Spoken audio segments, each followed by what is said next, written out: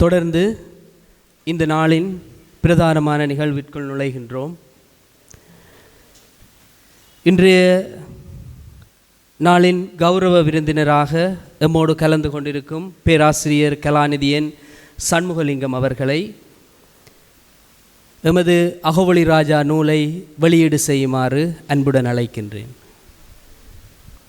அத்தோடு அதனுடைய முதல் பிரதியினை பேரருட்கலாநிதி ஜஸ்டின் பெர்னார்ட் ஞான பிரகாசம் ஆண்டகை எம்முடைய ஆயர் அவர்களுக்கு வழங்குமாறும் அன்போடு அழைக்கின்றேன். தொடர்ந்து பிரதிநிதிகளுக்கான பிரதிகள் வழங்கப்படும்.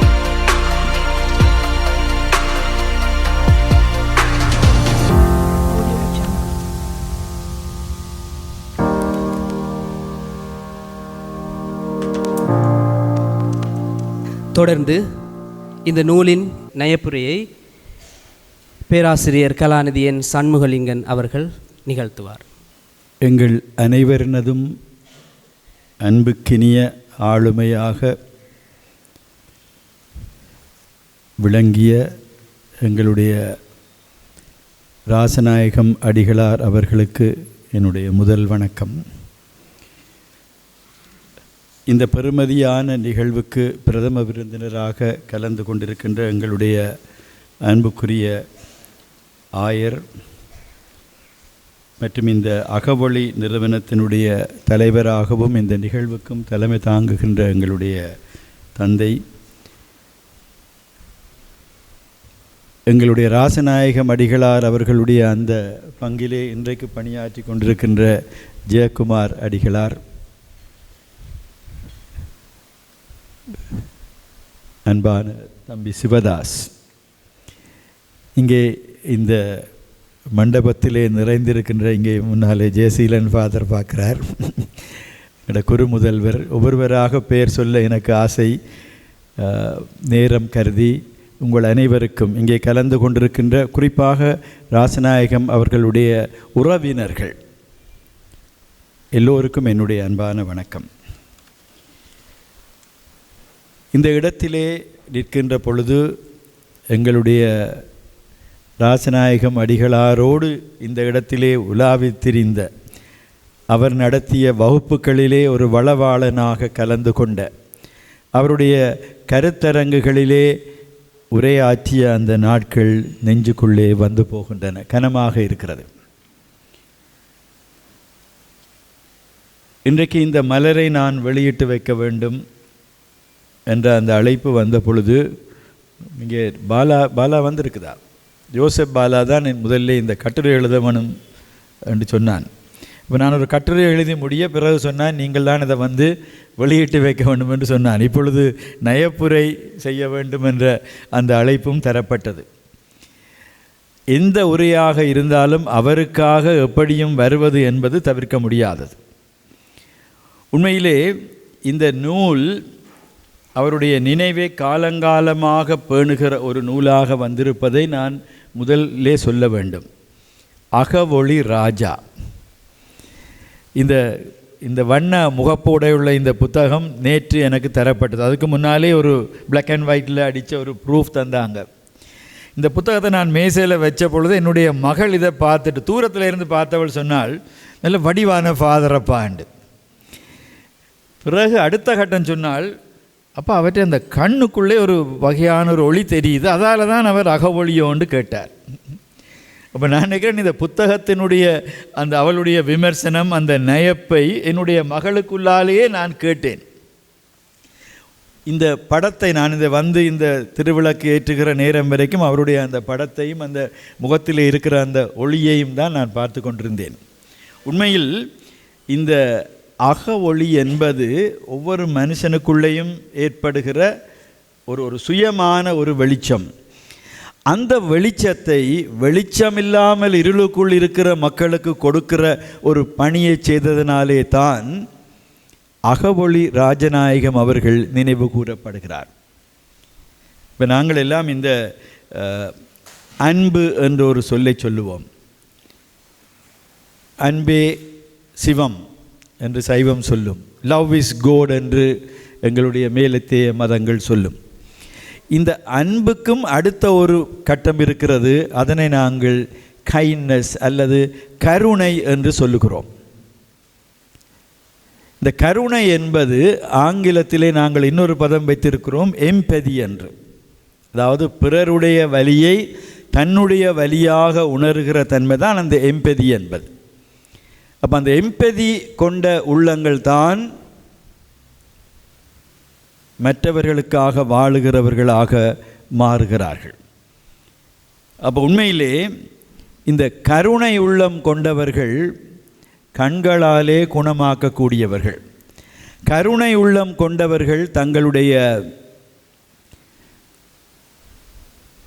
வார்த்தைகளினாலே மற்றவர்களை மாற்றுபவர்கள். நான் பாலாவை காண இல்லை என்று சொன்னேன், வந்துட்டான். இது ஒரு குடும்பம் தான். நாங்கள் எல்லாரும் பாலா, ஜோசப் பாலா, ஃபாதர்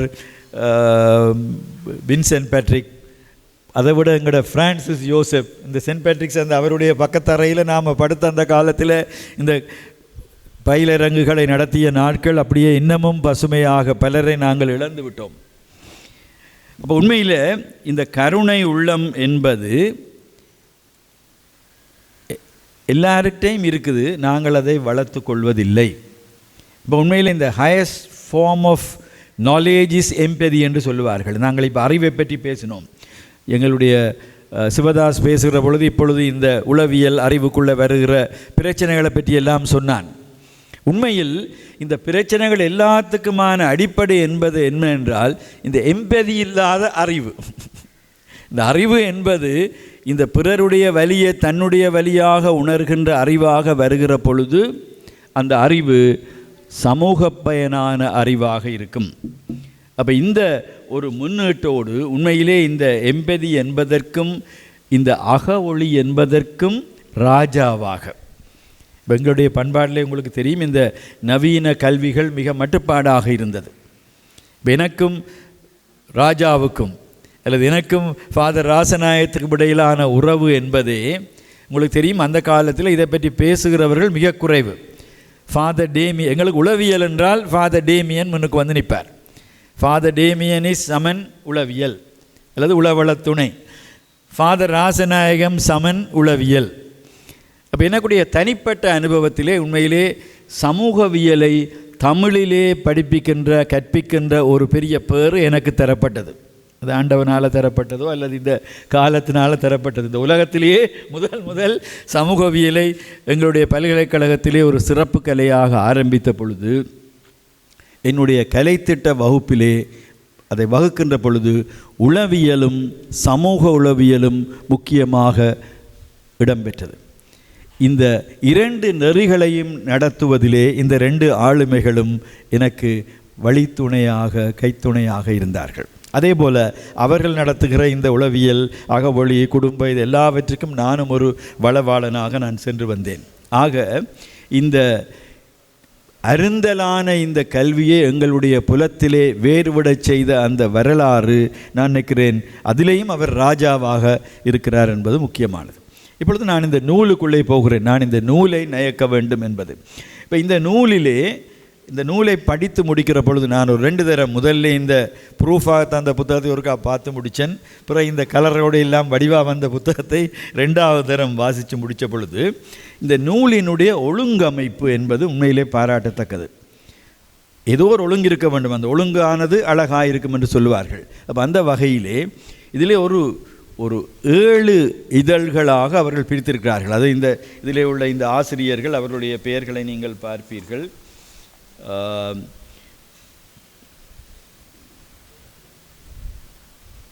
நியோஜினஸ் மலர் ஆசிரியராக இருக்கிறார். அந்த மலர் குழுவில் ஆண்டன் பிரெட்ரிக், ரியோஜினஸ், மாசலோ, நம்முடைய ஜோசபாலா, திருமதி கலிஸ்டா, இவ்வளோ பேரும் அதுக்கு இருக்கணும். அப்போ இவங்க ஏதோ ஒரு ஒழுங்கில் இதை 7 அங்கங்களாக பிரிச்சிருக்கிறார்கள்.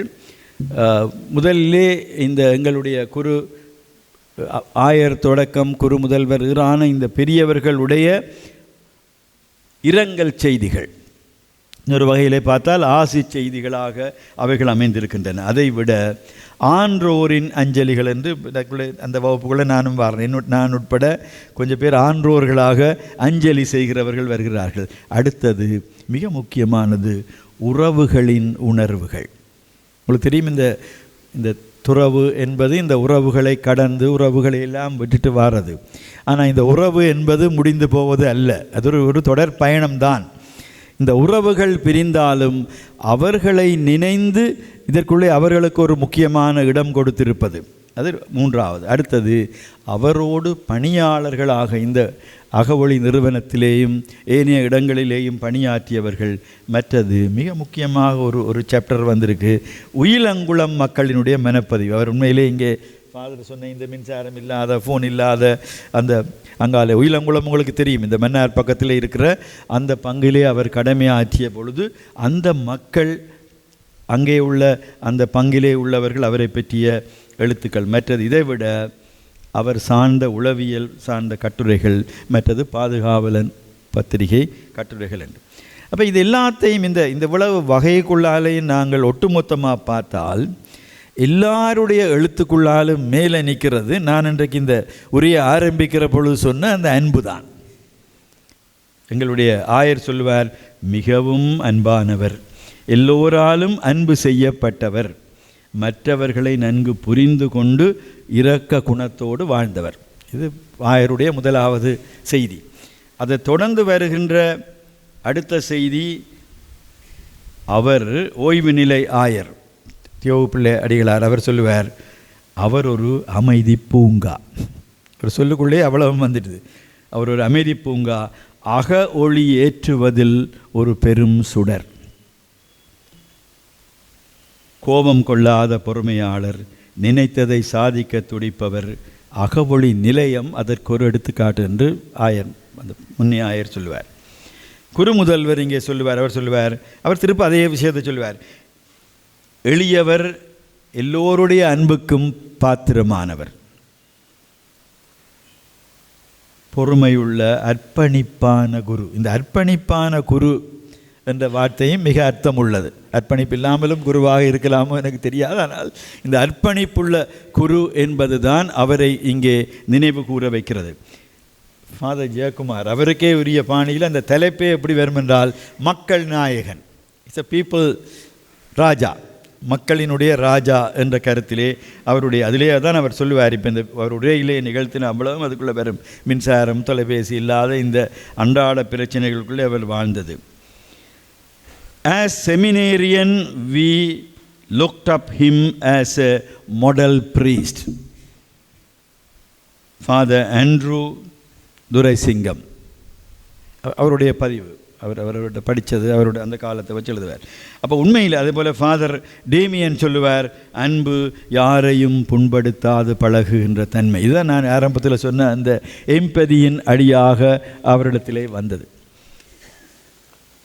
அப்போ என்னுடைய அடுத்தது இந்த ஆன்றோர் கட்டுரைக்குள்ளே என்னுடைய கட்டுரை, என்னுடைய அந்த அஞ்சலி குறிப்பு கோகிலா மகேந்திரனுடையது, மற்றது இங்கே முன்னால் இருக்கிற பாலாவினுடைய ராஜாவின் நினைவு ஆக. இந்த ராஜா என்ற பேர் பாலாண்டைக்குள்ளே அந்த ராஜா வந்து சேருது. அப்போ அதில் இந்த எல்லா கட்டுரைகளுக்குள்ளாலும் பேசப்படுகிற விஷயங்கள் இதே விஷயந்தான். இந்த அன்பு கருணையாக பரிணமித்தது. முக்கியமாக இந்த குடும்ப உளவியல் என்பது உங்களுக்கு தெரியும். எங்களுடைய இந்த போர்க்காலமும் போரினாலே வந்த விளைவுகளும், தனித்து போன பெண்கள், தனித்து போன பிள்ளைகள் என்று வருகிற பொழுது இதற்கான தேவை அதிகமாக இருந்தது. சிவதாசனுடைய கவலை உண்மையானது.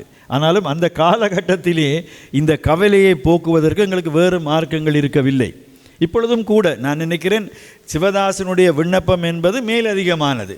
இந்த குடும்ப உளவள துணை தனிப்பட்ட முறையிலையும் வேணும். ஆனால் அதுக்கு அப்பாலே இந்த கூட்டு உளவள சிகிச்சை என்பதற்கான மார்க்கங்கள் நான் இந்த நினைவில் வரைக்கே சொல்கிறேன். சிவதாசே இப்போ யாழ்ப்பாணத்துக்கு வந்துட்டாய், இப்போ நீ கூட இந்த அமைப்புகளோடு சேர்ந்து அதற்கான திட்டங்களை வகுத்து செய்யலாம். நீ அழைச்சா நாங்கள் கூட வருவோம், அதுக்கான எங்களால் இயன்றதை செய்வோம். இதற்காக வாழ்வது தான் எங்களோட வாழ்க்கை. அப்போ உண்மையில் இந்த குடும்பம் என்ற விஷயத்தை ஒரு ஃபோக்கஸ் பாயிண்டில் அவர் சொன்னார், குடும்பம் தான் அடிப்படை எல்லாத்துக்கும். ஃபாதர் சொன்னது மாதிரி அடிப்படை இன்றைக்கு உள்ள முழு பிரச்சனைகளுக்குமே அதுதான் காரணம். இப்போ சிவதாசின் ஒரு கட்டுரை இதில் இருக்குது. அந்த கட்டுரையில் கூட இந்த அடலசன்ஸ் கட்டிளமை பருவத்தினரை பற்றிய அந்த கட்டுரையில் கடைசியாக பார்த்தா இந்த குடும்பம், அம்மா அப்பா மாடல் அதுதானே. என்ன இப்போ எங்களுடைய பிரதேசத்தில் நாங்கள் உடனே பிள்ளைகளை பேசுவோம். பிள்ளைகள் அம்மா அப்பான்ற சொல்லு கேட்குறதில்லை. இப்போ எங்கேயாவது அம்மா அப்பா பிள்ளைன்ற சொல்ல கேட்கினமோ, பிள்ளை என்ன நினைக்கிறாள் என்று கேட்கினமோ என்றால் அதை பற்றி ஒரு ஆய்வும் இல்லை, தீர்ப்பும் இல்லை. அப்போ இந்த வகையிலே ஒரு மிக முக்கியமான விடயத்தை அவர் தெரிஞ்செடுத்தது. அப்போ இந்த இடத்திலே என்னுடைய கட்டுரையிலே நான் குறிப்பிட்ட ஒரு விடயத்தை இங்கே அடிக்கோரிட விரும்புகிறேன். என்னென்றால், இவர் இது ஒரு வாய்ப்பாடாக சொல்ல இல்லை. குடும்பத்தில் உளவளத்துணை வேணும், எல்லாரும் இணங்கி போக வேணும். இப்பெல்லாம் இந்த அரசியலில் கூட இந்த இணங்கி போதல், நிலை மாறுகால நீதி என்று புது புது சொல்லுகள் வரும். இப்போ இணங்கி போகிறது எப்படி போகிறது என்பால், நீதியான இணங்கி போதல், சமநீதியான இணங்கி போதல், உண்மையான இணங்கி போதல். அப்போ அவர் ஒரு கட்டுரை, இப்போ நான் இல்லை அப்போ உண்மையிலே, அப்போ நான் இல்லை அவரும் எழுதுறது நானும் எழுதுறது. பாலா தான் எங்களுடைய ஏஜென்ட், ஒவ்வொரு மாதமும் கட்டுரை எழுத வேணும். அதே மாதிரி ஃபாதர் டேமியன் இருப்பார், வின்சென்ட் பேட்ரிக் ஆசிரியராக இருப்பார், கட்டுரை எழுத வேணும் கட்டாயம். இப்போ எழுதைக்குள்ளே அதில் ஒரு கட்டுரையில் வடிவாக சொல்லுவார், இந்த இணங்கி போதல் என்பது எங்களுடைய சமூகம் அந்த அவற்றை வசனத்திலேயே நான் அதில் குறிச்சிருந்தேன். இணங்கி போகின்றவரை ஒரு குழு அல்லது அமைப்பு விரும்புகிறது. கணவன் மனைவிக்கிடையில் இணங்கி போதல் இல்லாவிடில் சமநிலை குலையும். ஆனால் இணங்கி போதல் என்பது பேரால் ஆணாதிக்க சமுதாயத்தில் பெண்கள் ஆண்களுக்கு இணங்கி போதல் வேண்டும் என்பது ஆரோக்கியமானதல்ல, தவறானது. இப்போ இங்கே தான் அவர் நிற்கிறார். இது அவருடைய அந்த அறிவார்ந்த அந்த பார்வை என்பது அதற்குள்ளே தான் துலங்குகிறது. அதே போல் இந்த திருமணத்துக்கான அந்த உளவள துணைகளை அவர் செய்தது எங்களுக்கு தெரியும். அதாவது திருமணத்துக்கு முந்தி அவர்கள் அவரோட உரையாடுவது, திருமணத்துக்கு பிறகு பிரச்சனை வரைக்குள்ளே மாறுறது, ரெகுலராக அவரை சந்திப்பது என்பது. அதில் சொல்லுவார், திருமணம் செய்தால் அன்பு வந்துவிடும் என்று எதிர்பார்க்கிறது தவறு. அன்பு என்பது எப்பொழுதும் செயலிலே காண்பிக்கப்பட வேண்டிய அது ஒரு தொடர் செயல்பாடு. ஒரு நாளும் இன்றைக்கு இங்கே ஒரு உளவளத்துணை ஒரு செஷனுக்கு வந்துட்டு போனால் அன்பு வந்துடும் என்று இல்லை, அது ஒரு தொடர் செயற்பாடுகள் என்று. அப்போ உண்மையில் அவருடைய இந்த உளவளத்துணை சார்ந்த அந்த விடயங்களை பற்றியெல்லாம் இந்த இந்த இந்த நூல் அழகாக பேசுகிறது. இதே போல் உளவியல் என்பது அவர் சொல்லுவார், பாலா என்ற கட்டுரைக்குள்ளேயும் வர்ற விஷயம், உளவியல் ஒரு போதனை அல்ல, உடனிருந்து செவி சாய்த்தல், சமநிலையை உணர்தல், நம்பிக்கையை ஊட்டுதல். நான் எப்பவும் என்னுடைய வகுப்பில் இப்போவும் சொல்கிறேன், நான் இந்த எங்களோட சாந்தியகத்தின் அந்த லோகோவில் இருக்கிற அந்த 2 கதிரை ஒரு சரியான ஒரு க்ரியேட்டிவான விஷயம். இந்த ஒரு கதிரை இன்னொரு கதிரையை பார்க்குற மாதிரி அதான் அந்த வட்டத்துக்குள்ளே கிடக்கிற லோகோ. இப்போ கேட்குறது, இப்போ நான் அடிக்கடி சொல்கிறது, இப்போ இந்த நாங்கள் கடவுள்கிட்ட போய் நாங்கள் கதை கேட்குள்ள கடவுள் திருப்பி கதை கவலிக்கிட்டால் எப்படி இருக்கும்? என்னடாப்பா நீ ஞாயிற்றுக்கிழமை காலம்புறம் மட்டும்தானே வாராய், மிச்ச நேரமெல்லாம் நான் தனியாக இருக்கிறேன்டா, அல்லது கோயிலுக்குள்ளே வெள்ளிக்கிழமையில் மட்டும் நீ பாடுறாய், மிச்ச நாளில் வாரையில்லைன்னு சொன்ன. அப்போ இந்த கேட்டல் என்பது அந்த பக்குவமும் ராசநாயகம் அடிகளாரை உண்மையிலே மேலே கொண்டு வருகிறது. அப்போ இதிலே நிறைய அஞ்சலி கட்டுரைகள் இருக்குது, கவிதைகள் இருக்குது. இந்த கவிதைகளுக்குள்ளாலேயே நெஞ்சில் தொடக்கூடிய விஷயங்கள். பால் ஜோசப் தன்னுடைய அஞ்சலியிலே சொல்லுகிறார், டாக்டர் மனிதா, எத்தனை பேருக்கு நீ அணையா விளக்காக விரல் விட்டு எண்ணினா நீ இருக்கிறாய், பலருக்கு நீ செய்தால் நீ வாழுகிறாய், எண்ண முடியாமல் இருந்தால் நீ ஒரு பெரும் உச்சமான ஒரு ஒளியாக மாறுற. அப்படி ஒரு ஒளியாக ராசநாயகம் அடிகளாரை அவர் பேசுவார்கள். இப்போ இப்படி நிறைய கட்டுரைகள் வருது. இந்த உறவுகளை பற்றிய கட்டுரை வாசிகளை நெஞ்சுக்குள்ளே அப்படி ரொம்ப நெருங்கிக்கிட்ட வரும். அதாவது ராசநாயகம் என்ற நாங்களுக்கு ராசநாயகம், அவங்களுக்கு சுவாமி மாமா, சுவாமி தாத்தா என்று அவர்கள் இன்றைக்கும் நினைச்சு கொண்டிருக்கிற அந்த பதிவுகள் மிக முக்கியமானது. இதை விட அவருடைய நண்பர்களை பற்றியது. இப்போ 2 நாளைக்கு முந்தைய எங்கட கௌரின்ற அந்த பள்ளிக்கூடம் கான்வென்ட் இல்லை பிரின்சிபலாக இருந்த அண்டனிட்டா மிஸ் வந்திருந்தா, சிஸ்டர் வந்திருந்தா. சிஸ்டர் வரைக்குள்ளே அவருடைய சகோதரன் ரெஜி அவர்கள், ஃபாதர் ரெஜியினுடைய அந்த இழப்பை பற்றி உரையாடைக்குள்ளே சொன்னால், ஃபாதர் ராசநாயகத்தோடு ரொம்ப நெருக்கமாக இருந்தவர், அவருடைய பிரிவு அவரை பெரிதாக பாதித்தது. இப்போ இந்த கட்டுரைக்குள்ளே தான் தெரியுது, அந்த பிரிவுக்கு முதல் நாள் இரவும் ஃபாதர் ராசநாயகமும் அவரை கூப்பிட்டு வச்சு உரையாடின அந்த கதை. அது மட்டுமல்ல, தன்னுடைய இந்த முடிவை முன்னரே அவர் உணர்ந்து கொண்ட அது ஒரு பெரிய ஒரு வெளிச்சமல்லோ. அதில் இருக்கிற அந்த அந்த ஒரு பதிவில் வருது, அவர் தன்னுடைய இந்த பட்டி இந்த மாலைகளை கலட்டி கொண்டு போய் ஃபாதர் தியோவு பிள்ளைகிட்ட கொடுத்து என்னுடைய கடமை எல்லாம் முடிஞ்சுது, இதை வச்சு அவர் ஏன் ஃபாதர் இப்படி சொல்கிறீங்க, போடுங்கன்னு சொல்லி இல்லைன்னு ஒரு 2 நாளைக்குள்ளே நடந்த சம்பவங்கள். இப்போ இதெல்லாம் நாங்கள் எங்களோட மனித விளக்கங்களுக்குள்ளே வர விஷயங்கள் அல்ல. அப்போ இப்படி நிறைய தெரியாத விஷயங்களை வளமையாக இந்த நினைவு மலர்கள் சும்மா அந்த புதுமை பித்தன் சொன்ன மாதிரி வானத்து அமரன் வந்தான்கான் வந்தது போல் போனான்கான் என்று எழுதுறதுக்கு பதிலாக உண்மையான பதிவுகளாக உள்ளத்தோடு உணர்ந்து செய்த பதிவுகளாக இவங்கெல்லாம் வந்திருக்குது. அப்போ இந்த சுவாமி மாமா பற்றிய பதிவுகள் தொடக்கம் இது எல்லாவற்றுக்குள்ளே நிறைய விஷயங்கள் வரும். ஒரு இடத்துல இந்த சிஸ்டர் மேரி ஃபிலோமினா எழுதிய சொல்லுவார், அவருக்கும் அந்த இயற்கைக்கும் இடையிலாக இருந்த உறவை பற்றி அவர் பூந்தோட்டங்களை செய்த விதம், அந்த மீன் தொட்டிக்குள்ளே விழுந்த மீன் அசைகிற அழகை அவர் காட்டின விதம், அப்போ அவற்றை மனசு எவ்வளவு பொறுமையான அழகாக இருந்தது என்றதெல்லாம் வரும். அப்போ அதே மாதிரி தான் உண்மையில் இந்த நிறைய அதே போல் இந்த உயிலங்குளங்கிறத சொன்னேன், அங்கே அவர் ஒரு ஃபாதராக அந்த உயிலங்குளத்துக்கான அந்த சேர்ச்சை கட்டி கொண்டிருக்கக்குள்ளே அந்த தொழிலாளர்களுக்குள்ளே ஏதோ பிரச்சனை, மரம் தூக்குறதுக்கு ஆள் இல்லை. உடனே தன்னுடைய சட்டையை கலட்டி வச்சுட்டு அவர் மரம் தூக்கி கொண்டு போன அந்த பதிவை அந்த உயிலங்குளத்தில் உள்ள ஒருவர் சொல்வார். அப்போ ஒரு மனிதனாக இருந்தார்.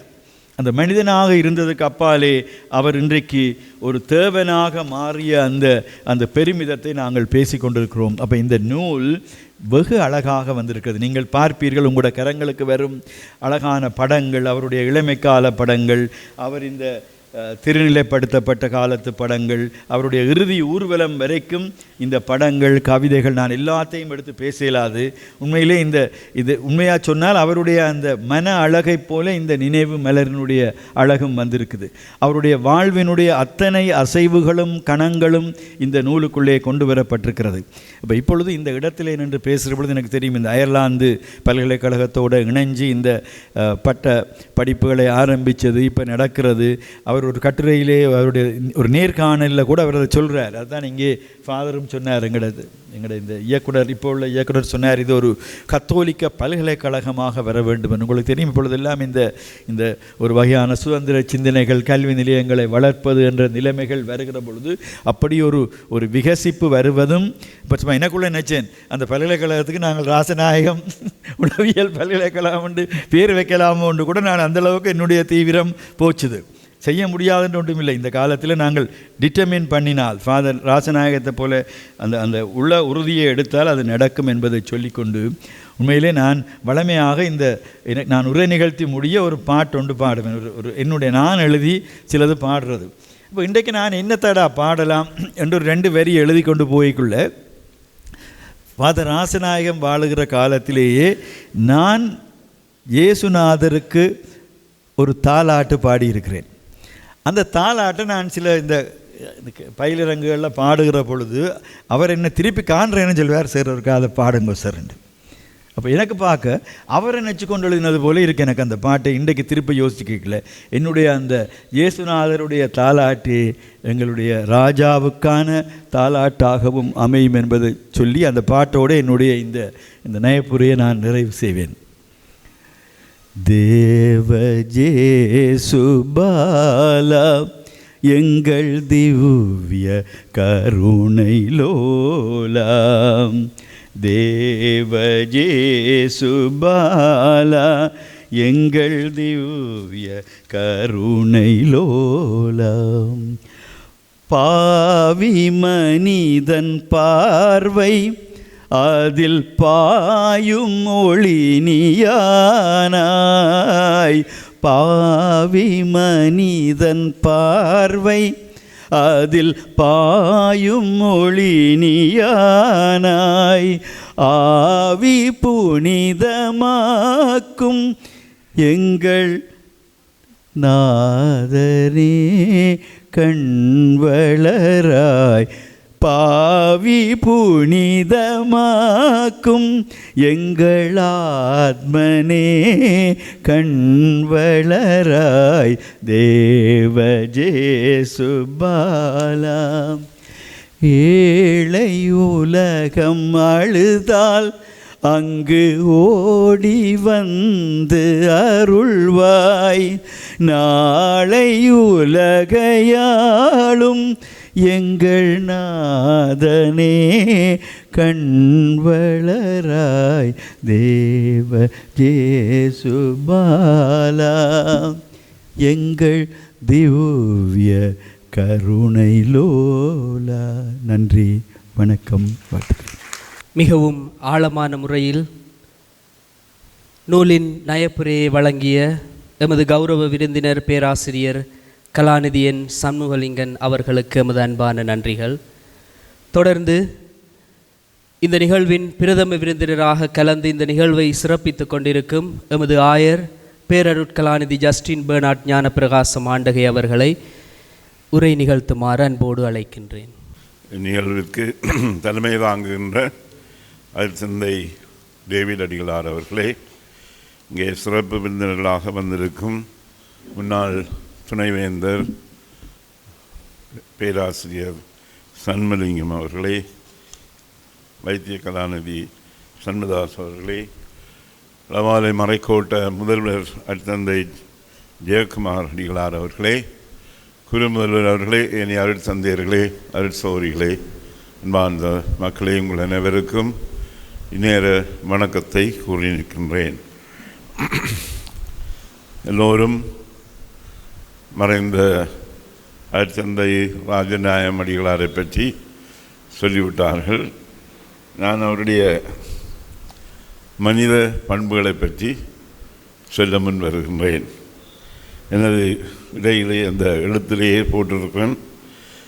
மிகவும் அன்பானவராகவும் எல்லோராலும் அன்பு செய்யப்பட்டவராகவும் மற்றவர்களை நன்கு புரிந்து கொண்டு அவர்கள் மீது இரக்கமுடையவராகவும் இருந்திருக்கின்றார். நானும் வெறும் மைனர் செமினர்களே, மார்ட்டின் செமினர்களே உண்டாக இருந்தோம். அருட்சோர்களாக வளர்ந்தோம். குருவாக திருநிலைப்படுத்தோம். நான் ஒரு கிழமைக்கு முதல் 24ஆம் தேதி ஏப்ரல் மாதம், அவர் 2ஆம் தேதி மே மாதம். நான் ரோமாவரிக்கு இலங்கை ஆயர்கள் பாப்பிரசிலை தரிசிக்க போன பொழுது போய் இறங்கி அடுத்த நாள் குரு முதல்வர் எனக்கு ஃபோன் பண்ணி சொன்னார், அருட்தந்தை ராஜநாயம் கொஞ்சம் மோசம், ஆஸ்பத்திரிக்கு போயிட்டார். இப்போ நான் சொன்னேன், ஒரு கிழமை இருப்பாரான், ஏன்னா நான் உடனே வருவேன் திரும்பியன். அப்போ அவர் சொன்னார் ஐமிச்சம். பிறகு சொன்னார், இல்லை, அவர் இறைவனடி சேர்ந்து விட்டார். ஏன்னா நாங்கள் உண்டாகத்தான் குறிப்பிட்ட ஒரு கிழமை வித்தியாசத்தில். நான் யாழ்ப்பாணத்தில் வளர்ந்தனான், அவர் இளவாறு. நான் குருவாக வந்து பணி செய்தது இளவாரியில், அவர் வந்து பணி செய்தது யாழ்ப்பாணத்தில். வேறு குருவாக இருந்த பொழுது நாங்கள் அநேகம் பகுதிகள் வர்றோம். நாங்கள் அது ஒன்று மிகவும் மெதுமையானவர், மென்மையானவர். மன்னாருக்கு மோட்டர் சைக்கிளில் போய்க்கல கழுதை ஒன்று குறுக்கால போய் அடிபட்டு ஒரு நிலத்தில் விழுந்துட்டார். விழுந்து எழும்பி நின்று சொன்னது சாரி சாரி சாரி சாரி என்ற கழுதைக்கு. இப்படியாக மென்மையானவர். மாங்குளத்தில் இருக்கின்ற பொழுது ஒரு நோவின ப்ரீச்சிங் செய்து கொண்டிருந்தவர். நாங்கள் நாங்கள் அது முடிய அவருக்கு சொன்னோம், ஒரு ஆண்டவன் இயேசுவை ஒரு வேட்டை நாய், வேட்டை ஆடுற மாதிரி ஆக்களுக்கு பின்னால் கலைச்சி திரிவார் என்று சொல்லி பிரசங்கம் எல்லாம் சொல்லி முடிய நாங்கள் அது பிறகு வேட்டை நாய் என்று சொல்லி பாடிக்கொண்டு தோங்குவோம். இப்படியாக நண்பர்களாக வந்து அவருடைய இறுதி சடங்கிலே பங்கு பெற்ற முடியாமல் போய்விட்டது. இருந்தும் நான் எனது சிரத்திலே அன்றைக்கு நாங்கள் திருப்பலி ஒப்பு கொடுத்த பொழுது ஆயர்கள் நான் சொன்னேன், இப்படியாக அவருக்காக செபிக்கும்படியாக. இவருடைய பணி வாழ்வை பல கோணங்களிலிருந்து இங்கே சொல்லியிருந்தார்கள். ஆகவே நான் அதை பற்றி சொல்லவில்லை. இந்த அகவொளி நிலையத்தை நிறுவி 20 ஆண்டுகள் இங்கே பணியாற்றி இருக்கின்றார். நான் ஆயராக வந்த பொழுது சொன்னார், எனக்கு மாற்றம் தரம், இல்லைன்னா நான் களைச்சி போனேன். நான் அவரை ராஜான்னு தான் கூப்பிட்றது. ஏன் ராஜான்னு சொன்னார், களைச்சி போனேன், வேறொரு இடத்துக்கு விடமாட்டேன். அப்போ சரி என்று சொல்லித்தான் நாங்கள் அவரை மாற்றினோம். களைச்சி போனேன். இனி என்னால் இயலாதுன்னு சொல்லி. அப்படியாக தானாகவே தனக்கு முந்தின மாதிரி வேலை செய்ய முடியாதுன்னு சொல்லி ஓய்வு பெற விரும்பியும் நாங்கள் பிறகு சின்ன வயதிலே விட்ட பொழுதும் அங்கேயும் உடல்நிலை சரிவரவில்லை. ஆகவே தானாகவே தான் ஓய்வு பெற்று குருக்களோடு இருக்கப் போகிறேன் என்று சொல்லி போனார். இவரிடத்தில் நான் கண்டது இந்த எல்லாரையும் அன்பாக அரவணைத்து பேசுதல், கோவப்பட்டது நான் காணவில்லை. எவ்வளவு பகுதிகள் நாங்கள் அவரிடம் விட்டாலும் அன்பாகத்தான் இருப்பார். விசேட விதமாக சென்ட் பால் செமினரி திருச்சியில் அவர் படிக்கல. நான் சென்ட் ஜோசப்ஸ் காலேஜ் திருச்சி. அப்போ லீவு நேரங்களில் போனால் இவர்களுடன் இருந்து கழித்து பாடிகள் எல்லாம் வர்றது. பல இதுகள் நாங்கள் ஒரு முறை இவரோடு நின்று நாங்கள் தமிழ் தின விழாவுக்கு வேட்டியெல்லாம் உடுத்தி நாங்கள் நின்று படம் எடுத்து அதையெல்லாம் காட்டி சிரித்து கொண்டு நின்றாங்கள். அப்பொழுது பிஷப் எமிலியானஸ் பிள்ளை அங்கே வந்தவர் திருச்சிக்கு வந்து காட்டி அவர் சிரித்து வயிறு குலுங்கி எழும்பி போயிட்டார். சிரிப்பு தாங்கலாம். இப்படியான பல நிகழ்வுகளிலே இவரோடு நான் கலந்திருக்கின்றேன். இனிமையானவர். இவருடைய பணி சிறப்பாக இருந்தது. எமது மீட்டாசனத்திலே இறைவன் இவருக்கு அந்த நித்திய வாழ்வை அளித்திட வேண்டுமென்றும் இவரது பிரிவால் சேரும் அனைவருக்கும் அவர் ஆறுதலாக இருக்க வேண்டுமென்றும் இந்த நேரத்திலே ஆசித்து விசேட விதமாக இவருடைய குடும்ப உறவினர்கள் அவர்களை நன்கு தெரியும் எனக்கு. ஏனென்றால் 26 வருஷம் இளவாலையில் இருந்த நான் அப்படியால் அவர்கள் எல்லோரையும் தெரியும். அவர்களுக்கும் எனது அனுதாபங்களை தெரிவித்து இறைவனோடு இவர் ஒன்றித்திருக்க வேண்டும் என்று ஆசித்து விடைபெறுகின்றேன். நன்றி, வணக்கம். அவருடைய வாழ்க்கை பதிவுகளை எம்மோடு பகிர்ந்த எமது மதிப்புக்குரிய பேராயர் அவர்களுக்கு எமது நன்றிகள். தொடர்ந்து